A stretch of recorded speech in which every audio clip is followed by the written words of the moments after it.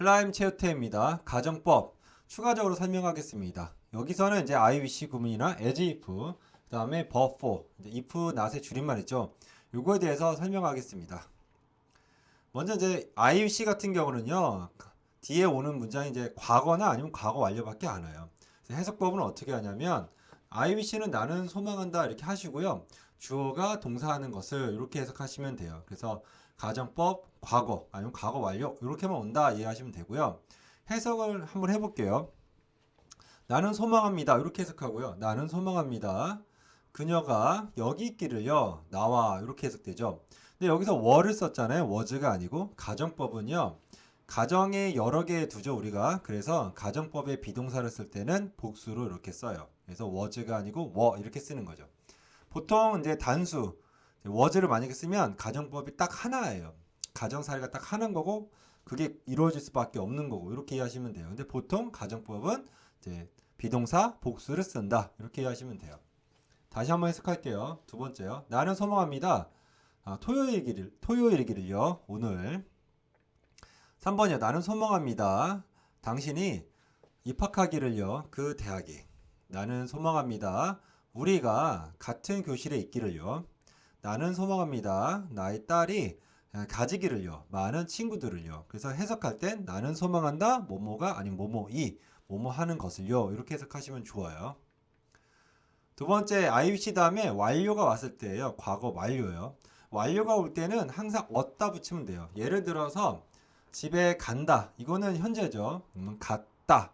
집에 갔다. 이건 과거죠. 집에 갔었다. 이걸 과거 완료로 보면 돼요. 그래서 우리나라 말로 얻다 들어가면 아 완료구나 이렇게 하시면 돼요. 그래서 해석도 과거 완료 해석도 뭐뭐 했었다 이렇게 해석하시면 돼요. 했다 그러면은 과거, 했었다 그러면 과거 완료. 이제 이해되시죠?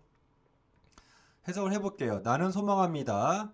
내가 도왔었기를요, 그를요. 그리고 이제 과거 완료가 오면은 보통 약간 후에 유감을 많이 뜻해요. 두 번째, 나는 소망합니다. 내가 먹지 않았었기를요, 너무 많이. 약간 후회의 느낌이 오죠. 나는 소망합니다. 내가 만났었기를요, 당신을 일찍. 나는 소망합니다. 그가 두지 않았었기를요, 그의 반지를 집에. 나는 소망합니다. 그 사고가 일어나지 않았었기를요, 그녀에게. 그래서 약간 이 소망을 하는데 후회성이 들어가면 이렇게 과거 완료를 이용하시면 돼요. as if 구문이에요. as if도 똑같아요. 뒤에 오는 건 과거랑 과거 완료 이 두 개밖에 안 와요. 해석법은 어떻게 하냐? as if를 마치로 해석하고요. 문장 끝에 뭐뭐인 것처럼이라고 붙이면 돼요. 해석을 한번 해볼게요. 그는 말합니다. 여기까지 똑같이 하고요. as if를 마치로 해석하면 돼요. 마치 그가 나의 남자친구인 것처럼 이렇게요. 두 번째요. 그들은 봅니다. 마치 그들이 했던 것처럼요. 무언가 이상한 것을. 케이트는 행동합니다. as if를 마치요. 마치 그녀가 더 나이 드는 것처럼요. 누구보다요? 나보다요. 그는 행동합니다. 마치 그가 알지 못했던 것처럼요. 그의 엄마를요. 케이트는 말합니다. 마치 그녀가 친구였던 것처럼요. 영화 스타예요. 그래서 마치 맨 마지막에 뭐뭐처럼 붙이면 돼요. 그 다음에 as if 뒤에 과거 완료가 왔을 때예요. 똑같이 as if를 마치로 해석하고요. 뒤에 뭐뭐 했었던 것처럼 붙이면 돼요. 좀 발음하기 어렵죠. 근데 완료를 구분하려면 이렇게 표현할 때도 얻다를 붙이면 돼요. 그래서 뭐뭐 했었던 것처럼. 그래서 얻다 들어가면 다 이제 완료 구문이죠. 밥은 말했습니다. 말했다. 마치 그가 살았던 것처럼요. 팔이에요. 그리고 이렇게 과거 완료를 쓸 때는 보통 이제 내가 과거의 시점을 기점으로 그 전, 먼 과거를 얘기할 때 많이 써요. 그러니까 회상일 때가 많이 쓰죠. 그래서 그는 말했습니다. 마치 그가 불렀던 것처럼요, 나를. 그 방은 보였습니다. 마치 그것이 청소됐던 것처럼요. 샘은 보입니다. 마치 그가 얻었었던 것처럼요, 그 상을요. 5번이요. 그는 말했습니다.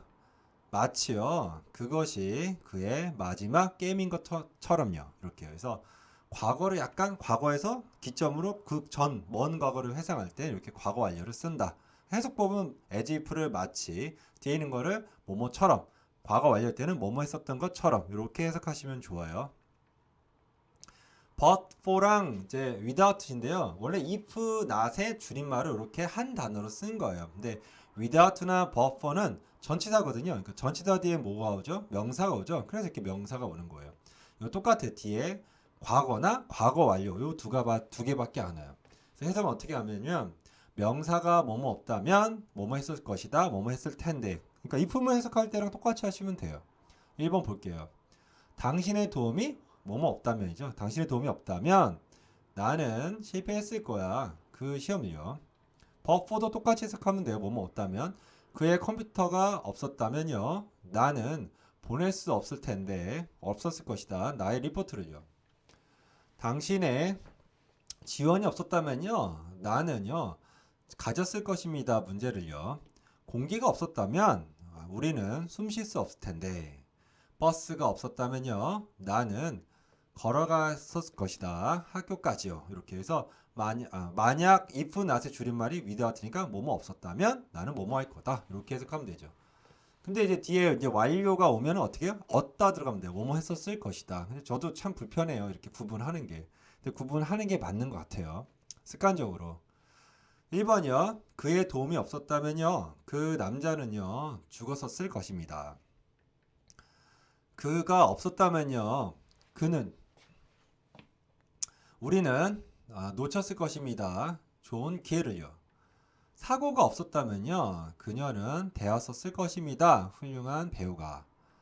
킴의 도움이 없었다면요. 나는 마치지 못했을 것입니다. 그 프로젝트를요. 그래서 이제 완료를 쓰면 약간 후에 유감을 많이 뜻해요. 그리고 과거의 기점으로 그 앞에 있는 먼 과거를 얘기할 때 완료를 쓴다. 그리고 이제 가정법 같은 경우는 크게 두 개지. 과거나 과거 완료 이 두 가지밖에 없다. 그리고 과거 완료로 해석할 때는 뭐뭐 했었다, 얻다 들어가면 됩니다. 여기까지 하겠습니다. 감사합니다.